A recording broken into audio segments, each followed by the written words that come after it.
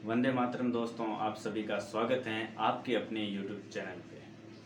Corona चल रहा है, लॉकडाउन है, स्कूल और सभी शिक्षण संस्थान बंद हैं।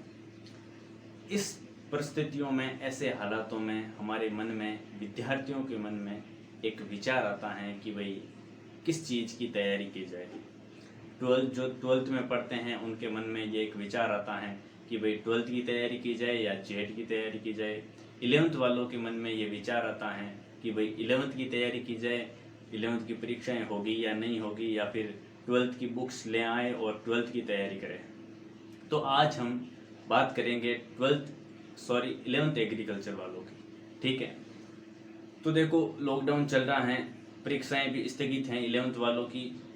तो मुझे ऐसा लगता है 100% मैं ये कह सकता हूँ कि 11th वालों की जो परीक्षाएं हैं वो रद्द हो जाएगी, उनको प्रमोट किया जाएगा, क्योंकि 11th एक नॉन बोर्ड क्लास है। ठीक है ना, 11th में कोई बोर्ड वोर्ड तो होता नहीं है, तो आपको स्कूल के स्तर पर आपको पास कर दिया जाएगा और आपको नेक्स्ट यानी कि 12th क्लास में बैठा दिया जाएगा।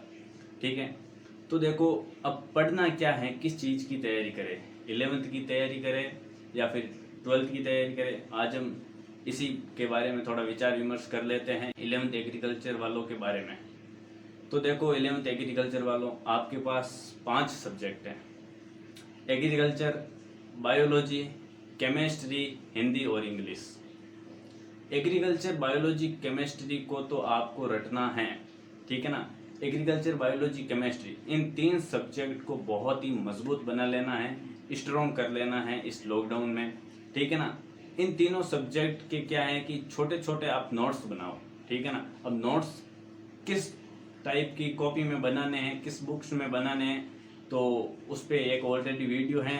ठीक है, आप जाकर देख लेना, लिंक मैं तुम कहोगे तो डिस्क्रिप्शन में डाल दूंगा। ठीक, 11th के अंदर एग्रीकल्चर, बायोलॉजी एंड केमिस्ट्री को बहुत ही मजबूत बना लो आप, जो भी उसके इम्पोर्टेंट टॉपिक है। यानी कि 11th में ये 3 सब्जेक्ट है ना, एग्रीकल्चर, बायोलॉजी, केमिस्ट्री, ये पूरी की पूरी इम्पोर्टेंट है। अगर आप एग्रीकल्चर के क्षेत्र में अपना फ्यूचर बनाना चाहते हैं तो ये जेट में आएंगे, एग्रीकल्चर सुपरवाइजर में आएंगे और आगे बीएससी लेवल तक की इन किताबों को वापस पढ़ना पड़ेगा। यहाँ पर मैंने एक मिस्टेक की थी, जब मैं 11th में पढ़ता था तो मैंने ये मिस्टेक कर दी कि भाई उस टाइम पे मेरा एक लक्ष्य था कि मुझे सिर्फ एग्रीकल्चर सुपरवाइजर बनना है। ठीक है ना, मैंने जेट वेट के बारे में कोई नहीं सोचा था, बीएचयू के बारे में, आईसीआर के बारे में ऐसे मेरे ख्याल ही नहीं आते थे। तो वहाँ पर मैंने ये मिस्टेक कर दी थी कि मैंने सिर्फ एग्रीकल्चर को ही पढ़ी थी, क्योंकि मैंने सोचा कि मुझे सिर्फ सुपरवाइजर बनना है। लेकिन जैसे जैसे उम्र बढ़ती है, नए नए एक्सपीरियंस भी आते हैं, अनुभव प्राप्त होते हैं, तो अब मुझे ऐसा लगता है कि सुपरवाइजर को छोड़ देना चाहिए और जेट की तैयारी करनी चाहिए। तो मैंने उस टाइम पे एग्रीकल्चर को पढ़ा था, लेकिन बायोलॉजी एंड केमिस्ट्री को टच भी नहीं किया था। लेकिन आज मुझे पढ़ना पड़ रहा है, और अगर आज नहीं पढ़ूंगा तो आगे कभी ना कभी पढ़ना पड़ेगा अगर एग्रीकल्चर के फील्ड में जाना है। तो आपको इन 3 सब्जेक्ट को स्ट्रॉन्ग बनाना है। ठीक है ना, हो सके तो जो भी टॉपिक है उसको अच्छी प्रकार से समझे, और अगर इतना भी पॉसिबल नहीं है तो जो भी छोटे छोटे सवाल होते हैं ना, छोटे छोटे कि भाई ये तो इस पार्ट के अंदर इम्पोर्टेंट है, उनको तो आपको एकदम रटना है। ठीक, अब पीछे रह गए 2 सब्जेक्ट, हिंदी और इंग्लिश।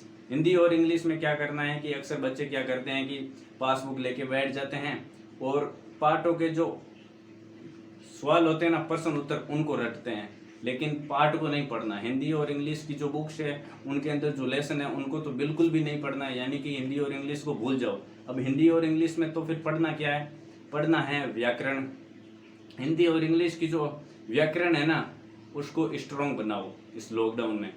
इंग्लिश के अंदर टेंस पढ़ो। ठीक है ना, हमेशा छोटी छोटी या बड़ी बड़ी स्पेलिंग याद करो, और एग्रीकल्चर में हो तो ऐसी ऐसी स्पेलिंग याद करो जो हमारे एग्रीकल्चर के फील्ड में आगे काम आएगी। जैसे कि उर्वरक को भाई इंग्लिश में क्या कहते हैं, खाद को इंग्लिश में क्या कहते हैं, पोषक तत्वों को इंग्लिश में क्या कहते हैं, छोटी मोटी जो दवाएं हैं उनको इंग्लिश में क्या कहते हैं, मेडिसिन को इंग्लिश में क्या कहते हैं, ऐसी चीज़ें इस लॉकडाउन में आप मजबूत करो। ठीक है, व्याकरण पढ़ो, टेंस पढ़ो। ठीक है ना, एक्टिव वॉइस है, वो पैसिव वॉइस है, उनको भी पढ़ो। हिंदी में क्या करना है, हिंदी में मुहावरे पढ़ो, लोकोक्तियाँ पढ़ो। ठीक है ना, शब्द शक्ति पढ़ो, संधि पढ़ो, समास पढ़ो। ठीक है ना, ये संधि और समास ये जो चीज़ें हैं ना हिंदी और इंग्लिश की, ये भी आगे बहुत ही ज़्यादा काम आएगी, ठीक है ना। और हो सके तो दिन में आधा घंटा 1 घंटा राजस्थान जीके को भी दो, जीके भी पढ़ो, हो सकता है थोड़ा बहुत ही पढ़ो लेकिन पढ़ो जरूर, क्योंकि जीके भी आगे बहुत काम आएगा। आगे आप एग्रीकल्चर सुपरवाइजर की भर्ती आएगी तो आप एग्जाम दोगे, तो उसके अंदर जीके भी आता है 25 नंबर का, और 25 नंबर की हिंदी भी आती हैं। तो ये जो तैयारी है ना, ये आज से स्टार्ट कर दो, ठीक है ना।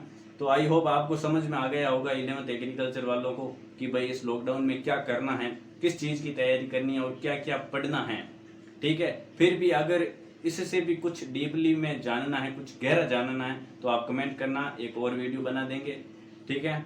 और बहुत ही ज़्यादा परिस्थितियां हैं वो ख़राब चल रही हैं, कोरोना बहुत ही भयंकर है, तो अपना ख्याल रखना, अपने परिवार वालों का ख्याल रखना।